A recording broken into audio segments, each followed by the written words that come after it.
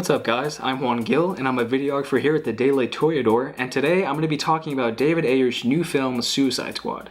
And basically it's about your DC villains and they're stuck within this prison. You've got your villains such as Deadshot, Killer Croc, Harley Quinn, Diablo, and a secret agency sees the Suicide Squad as an opportunity in order to help them out with a mission, because if you're in prison you want to have some sort of reimbursement, they agree to it. And so goes the movie. So there was a lot of hype for this movie. The advertisement team really pushed with its fun trailers, complemented by the really cool soundtracks that they chose. And I was hyped for this movie, and I had high expectations for the movie, which it can be dangerous to do that, but I did nonetheless. Overall, the movie's not great, but I still had fun with the movie. For example, Will Smith was great as Deadshot. I thought he was the coolest character out of all the Suicide Squad members. Each of the Suicide Squad members has a cool intro, and it's really fun. They make them out to be like baseball stats, well, not baseball stats, but like text-based stats that are really interesting and kind of fun to watch. And that's what it felt like, fun.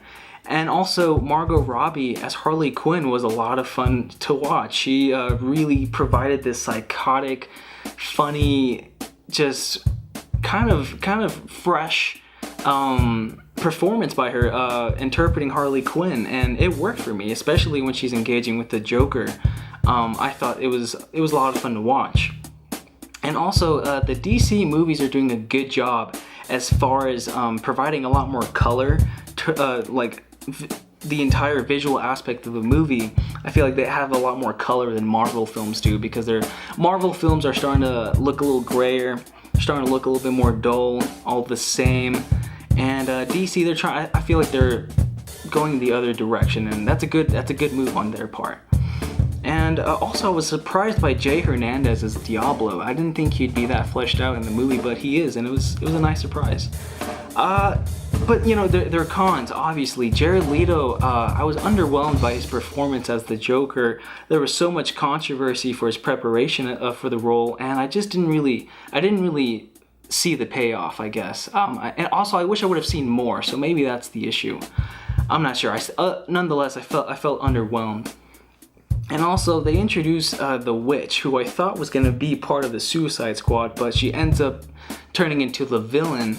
And they just butcher her character. I feel like she could have been cool, a really cool character, but they made her this CGI mess of just an unmotivated villain without any sort of real motivation.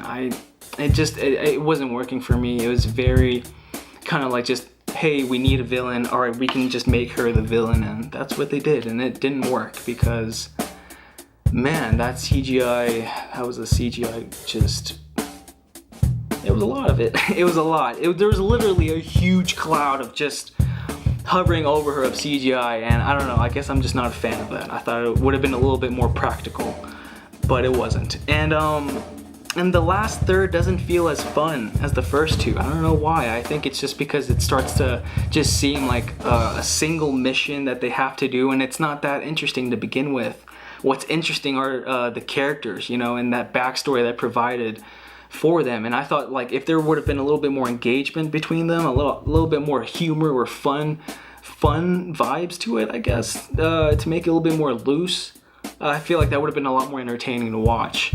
Because some of the action scenes, like the things that they're fighting, sometimes it's just like, okay, the Suicide Squad needs to fight something, so let's just throw these random CGI characters for them to destroy them, and that's what they do. But overall, it's not a terrible movie. On a scale of 1 to 10, I'm going to give it a 6.5 out of 10. Definitely not, it doesn't deserve a 42 on IMDb Metacritic. I feel like film critics are pretty harsh, just like they were with Batman vs. Superman. But anyways, guys, thanks for watching, and if you want to watch anything like this or anything Daily Toreador related, be sure to visit www.dailytoreador.com.